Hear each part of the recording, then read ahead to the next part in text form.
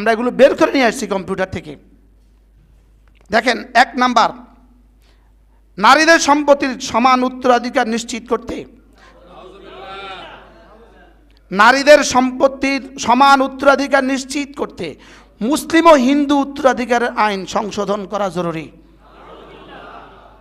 2-4টা নারী, এরা নারী না পুরুষ তাও বোঝা যায় না, আর ওরা আমাদের 18 কোটি মুসলমানকে নিয়ন্ত্রণ করার জন্য সুপারিশ করছেন সম্পত্তির সমান উত্তরাধিকার নিশ্চিত করতে মুসলিম ও হিন্দু উত্তরাধিকারের আইন সংশোধন করা জরুরি।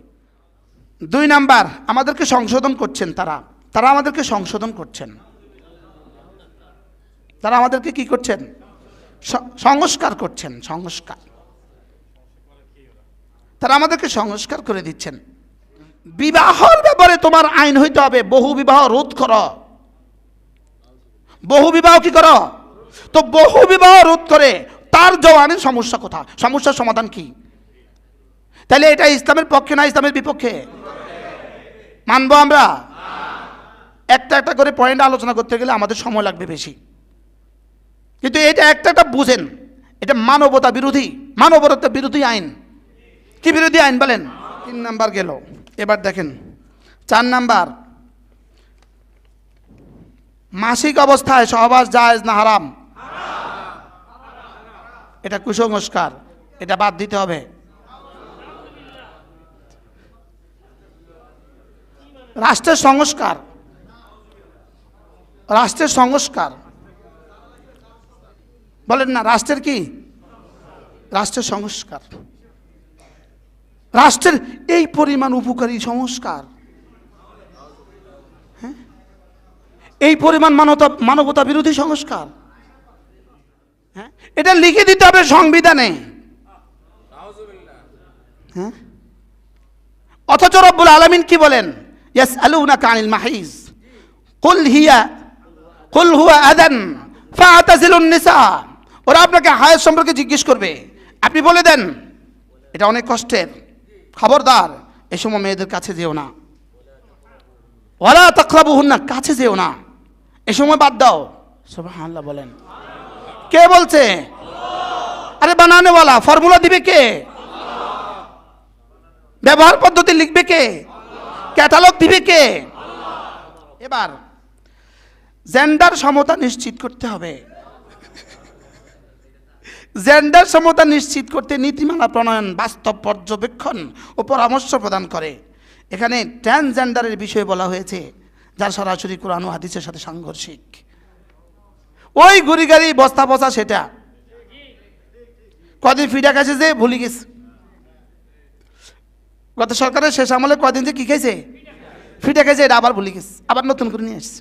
কত নাম্বার গেল? 5। এবার 6 নাম্বার। 6, বিবাহ বিচ্ছেদ, স্ত্রী সন্তানের ভরণ পোষণ, দেনমোহর, উত্তরাধিকার, অভিভাবকত্ব, নাগরিকত্ব আইনে নারী ও পুরুষের সমান অধিকার নিশ্চিত করে ইসলামী আইনে থাকা নারী ও পুরুষের মধ্যকার বৈষম্য দূর করতে হবে।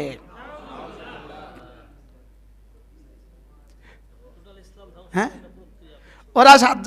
আমরা 7 জন, ওরা 7 জন নারী, ওরা আমাদের স্রষ্টা, ওরা আমাদের নীতি নির্ধারক, ওরা আমাদের স্বাধীনতার প্রবর্তক, ওরা আমাদের সুখের ঠিকানা। নাউজুবিল্লাহ বলেন না কেন? দত্তক বাচ্চাকে গর্ভজাত সন্তানের মতো একই আইনে সুবিধা দিতে হবে। এবার 8 নাম্বার, বহু বিবাহ প্রথা বিলুপ্ত করিতে হইবে। সুখের ঠিকানা, বহু বিবাহ প্রথা কি করতে হবে? বিলুপ্ত করতে হবে। আল্লাহ সারাইছে বিধবা বিয়ে বন্ধ করতে হবে, এটা লেখে নাও। এটা আর এটা তো একই, এটা তো কি? এটা তো একই। গেলে তো সব কি লাগে? দত্তক আইনে সুবিধা দত্তক আইনের সন্তান, দত্তক সন্তানকে কিসের দিতে হবে? গর্ভজাত সন্তানের মতো কি দিতে হবে? সুবিধা দিতে হবে। এটা বৈজ্ঞানিক না অবৈজ্ঞানিক? এটা ইসলাম না অন ইসলাম? এটা পৃথিবীর কোন ধর্মে দিছে? এটা তো কি? এটা তো একই। এখানে বহু বিবাহ নিষেধের কথা সরাসরি বলা হয়েছে। বহু বিবাহের প্রথা বিলুপ্ত করতে হবে। 9, শুনবেন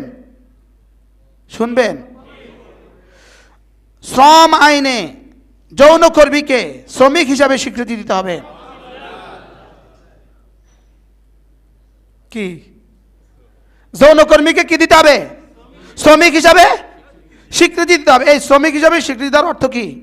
ন্যায্য মূল্য ভাতা দিতে হবে, রাষ্ট্র তাদের জন্য ভাতা তৈরি করতে হবে।